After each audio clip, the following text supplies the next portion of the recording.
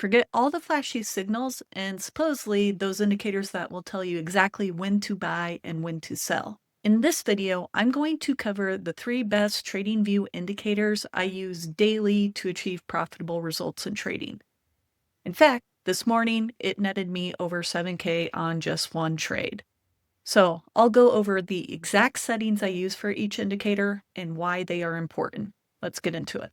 So over the last few months, I've been able to make over about 85K just day trading here. Okay, I'll just backtrack real quick here. I'll just start August. So 14K for the month of August, September is 28K, and we're hitting October now. Like I said, can pretty much easily scale up once you do get the hang of day trading. We are at 34K and it's only October 6th. Granted, could I have a bad day? Certainly. Can I make up for the bad days now? I do know that.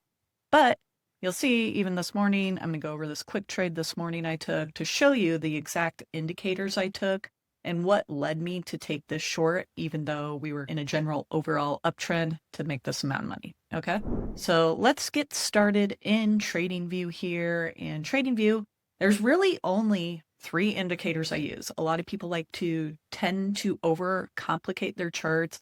They think they're going to find the best new indicator out there. They think they'll find the magical know-it-all indicator, will have a little magic arrow that points buy and then sell and things like that. But really with day trading, you do need to learn how to chart read and use the most simple indicators to your advantage. And these are pretty simple and they go back to the really beginning of day trading here. Okay, there's a couple I use just to make things easier to pinpoint. And I will go over those with you really quickly right now, including the settings I use for each. So my favorite one is RSI, and this one I always have up. I'm always using the RSI, and you can talk to stock traders, probably Forex traders, any of the above. RSI is a pretty go-to indicator. It works in a lot of different markets. I was even talking to my dad the other day who trades options on stocks. He's, oh, what do you use? Because he was curious about what I was doing, day trading in cryptocurrency and things like that. And he's, oh, you use the RSI? I'm like, yep. That's how common the RSI and how well it works for a lot of people across a lot of different markets. So RSI is my go-to. So you can simply type in indicators on TradingView here, and you can go to strength index, okay? And when you click this one, it'll pull up looking something like this, a bunch of purple and yellow lines. And I'll just show you my settings really quick. I have my settings set up a little different. It'll pop up with these settings. So we will have inputs. We're going to have, these are the general settings, right? 14 close, SMA 14.2. And I believe I also changed the upper band, middle band, and lower band for my RSI. So I will go ahead and pop those up for you now so you can see those settings. And I get the question, right, all the time, how do I get these lovely bearish divergences and bullish divergences here? So if we pop this up, I'll just show you the settings real quick. So RSI length is 7, source is close, and how I get these bearish and bullish divergences, which I will go over with you on what I spotted on this morning short, is just calculate divergence here. Type is SMA, length is 3, BB 3, and then can leave these all the same. If you move to style, here's where you can change, the colors if you want. If you want this, I don't know, gray or something like that, you can certainly do that. Whatever color you want to make your lines, there's all that fun stuff there. But the RSI upper band, I'm also changing as well to 80. RSI middle band is 50 and RSI lower band is 22. Okay. So I will go over divergences with you on the trade I took this morning so you can clearly understand them a little bit better, but I want to go over the other indicators I use as well on my chart just so you guys can see what I'm looking at each and every morning and night. So the other one I use, I know I got a lot of indicators up here. Some of these are more long-term, some of them I'm just to see, but I don't really use them when I am day trading and scalping on the 1 minute, 5 minute time frame. I regularly use, this is my strategy, my go-to strategy right now for the current market conditions, are LuxAlgo fair value gaps. So if you type in fair value gaps, sorry, no S, LuxAlgo, you can click this and it will pop up with some fair value gaps. Now, I don't really change any of this on here. I know some people may set the threshold a little bit higher to get rid of the tinier fair value gaps. I prefer just to see them all. I want to know kind of what fair value gaps we could hit next or something like that. Sometimes I'm trailing a stop loss with them. So I use LuxAlgo fair value gaps, and I will explain those here shortly as well. But as you can see, we pop up with these boxes here. And a lot of times you'll even see we went all the way up and we came back into this fair value gap here. Came all the way up. What do we do? Wick through this fair value gap here. So this is a price imbalance. A lot of times price will come back into these fair value gaps. Granted, we're on the 5-minute time frame right now, right? Even here, came all the way up, wicked back down into these fair value gaps. So a lot of times I'm taking trades and matching up my take profit levels with these fair value gaps, or looking for entry with these fair value gaps too. We're in a kind of bullish market right now, right? So right up with the trend here. So fair value gaps is my indicator number 2 by LuxAlgo. Once again, just fair value gap, LuxAlgo. And indicator number 3, I like to have my EMAs up. I do explain EMAs a bit more in depth in another video on my channel, so be sure to check that out. I will link it down below. But EMAs, probably only going to have time to explain fair value gaps and RSI and divergences in this video. But the EMA indicator, I'm using the 20, 50, 100, 200. I personally just kind of leave the 100 off. The main one I am looking at, so if you look here, the main one I'm looking at is the yellow line, this 200 EMA. Because a lot of times you are going to see price come back down to this 200 EMA. Look, here, touched it perfectly. Here, touched it perfectly. Close, right? Even here. It's just following this kind of general direction upward. And when you're seeing crosses, what I use the EMA for, right? These 20 and 50 lines here, when you're seeing this cross, we got a nice cross on the 20-50, and then we cross really hard on the 200. That's a nice cross to be looking at longs, even if you were to hold this the whole day. I'm a scalper, so I'm usually in and out of my trades pretty quick, anywhere from 1 minute to an hour. So those are probably my quickest trades. But you'll see when these EMAs do cross, you can look at potential longs since we're going upward, or to the downside, right? We got a cross on our 20 and 50 back here for potential shorts. And I go a lot more in depth on the EMA video down below, but that's just a quick synopsis of what I'm looking at for those EMAs. Now let's take a look at the trade we took this morning because it is fresh in my head. And it goes over divergences really well, which I like. So I am typically, if you are just starting out trading, I would suggest probably trying to stick with one chart to look at. I do regularly look at Bitcoin and Solana at the same time when I'm trading. You're going to notice things are going to either pop up for Solana or Bitcoin. One's going to be ahead of the other, right? A lot of times it's Bitcoin, granted, and a lot of altcoins will follow this. So what I noticed this morning, just to start out here, okay? And this was the 73.20 trade I took this morning. So what I was noticing around 8 a.m. Central, and this is just previous day high and low areas I have marked out. So I'm always marking previous day high and low areas, which I talked about on my previous video. So I'll link that down below too for you guys. But here's my previous day high and low areas. A lot of times you'll see price and we're scalping, right? A lot of times you'll see price throughout the day come back to these areas. Okay. So you'll see I even have alerts for fair value gaps on the 3-minute. But what I noticed right away when I was hopping on around 7:50 a.m., 8 a.m., what do we see here? We see we are having some 5-minute bearish divergences, and I'm trading on the 1-minute time frame here. So this is a good indication to me that we could be headed for a downturn. Now, I have played New York's Open so many times that I know we could get a possible third one here. Like I said, a lot of this chart reading stuff, it comes with time and practice and consistency. And you start to know what to predict because you see it day in and day out, just like a job or just like going to work. Okay. So you got to hop on and stay consistent with this. But we have a bearish divergence. Now, what is a bearish divergence? So bearish divergence actually, so we'll draw a line here, right? We have this trend line going up, and what is this doing?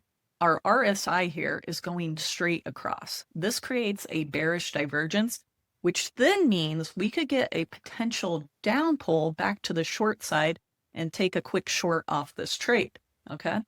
So this bearish divergence, me just playing New York's Open all the time, I figured we might get some liquidity sweep up here at the top or something crazy. I don't think, did Sol have a bearish divergence? So Sol, this is why this is important here.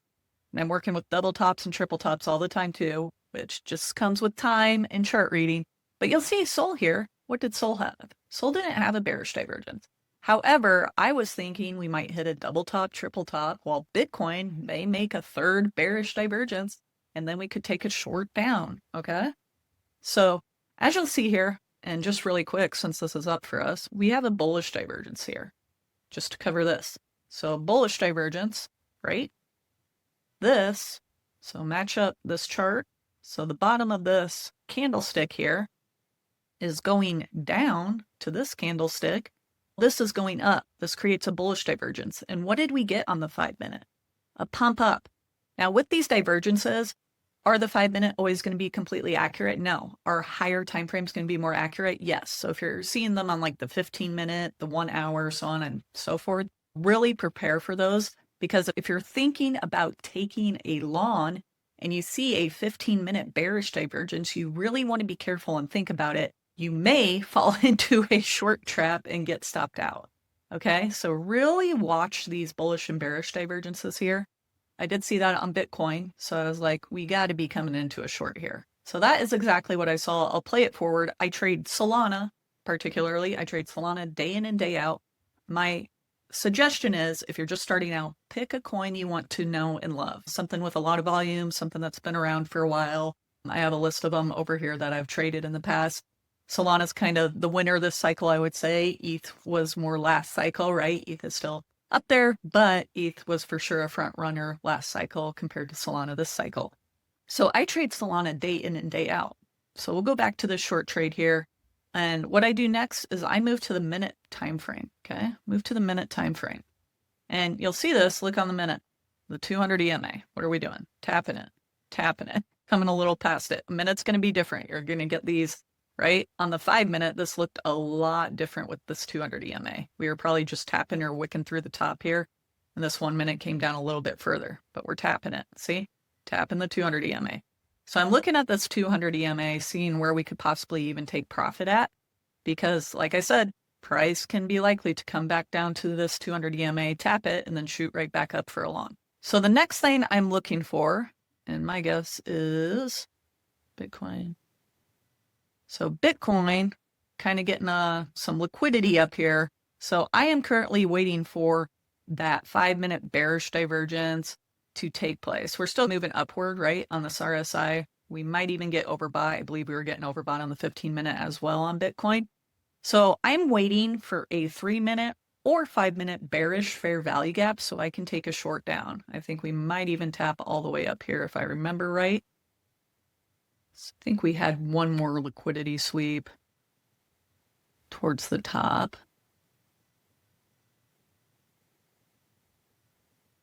So here's the liquidity sweep.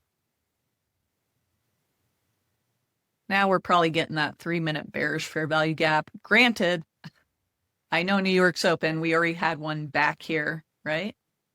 So we are technically in a range here, but we did get a 3-minute bearish fair value gap right here, okay? It's not printing currently just because I'm in replay mode, but there it is. It printed for me during that time.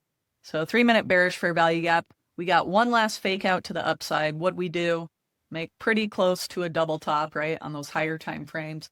Bitcoin's also probably sweeping liquidity up here, and we're probably looking to take this downward. So I actually had my fib drawn out, I believe it was back here. Yeah, so it was with this 3-minute fair value gap.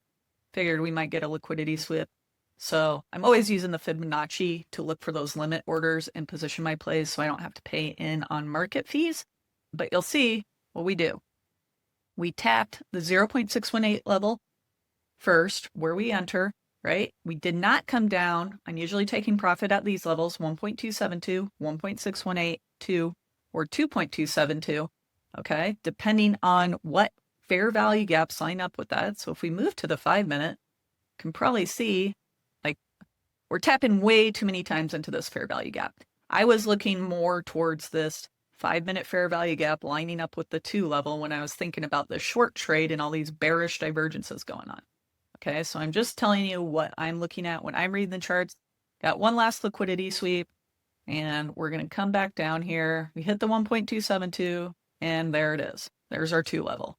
I believe after this, we kind of went back up. This is more of a rangy play, I would say, a little bit dangerous. But we did hit that 2 level as we came back down with those 3-minute bearish fair value gaps I saw from the beginning. And what else? Those Bitcoin 5-minute divergences. So these plays, you're setting limit orders. You're looking to get in and out quick. If you're feeling uncomfortable writing these fib levels down too low, just aim for the 1.272. If we're in a range, sometimes I'll even just aim for the 1. This is still some good money to be had here, entering at the 0.618 and getting out at the 1.272 level, okay? So I'm just trying to hold my plays better, trying to make some more money off of them. But that was the $7,300 play, and that was simply because we got a 3-minute bearish fair value gap. I saw the double top coming in on Sol. And what else? Bitcoin, we had those lovely 5-minute bearish divergences. So if you're thinking about taking a long here, be careful. You might be able to grab a short. You don't know, how short this is going to go necessarily. I assume we might be reaching for previous day high today. Do I know what we're doing today? Let's see. We'll see where we're at. Oh, pretty close. So we're getting pretty close to previous day high. So I had these levels marked out, and you can simply do that, move into the daily and marking just the previous candle here. So that was that trade this morning. These are the only 3 indicators I use. The EMA, okay, I'll just pull them up really quickly for you here. The EMA, 20, 50, 100, 200, LuxAlgo, fair value gap, and the RSI with those settings. So don't forget to try those out. These are pretty basic indicators. You don't need a million indicators to make you the best trader on the face of the earth. A lot of people are going to try to sell you indicators, say, oh, I have the secret buy and sell signal. But really, you need to put in the work. You need to learn how to day trade, know what to look for on the charts, and just hop on every day in and out, even if you don't place a trade.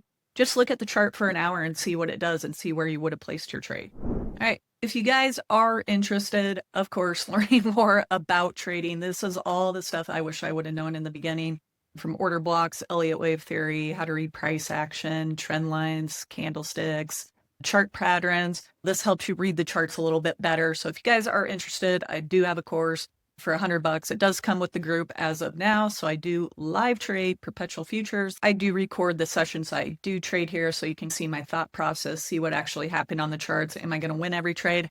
No, I had one of the worst months last month for a win rate at 54%. And guess what? We still walked away with 30K that month. We were still profitable. So this is how you are profitable in trading and how you learn to manage risk. You learn your risk reward ratios and everything like that. Anyways, please check out my channel for more videos, including the RSI video, the in-depth EMA video, and anything else you would like to learn about trading. Love the stuff, believe in the TA, and I hope you guys enjoy. Thank you.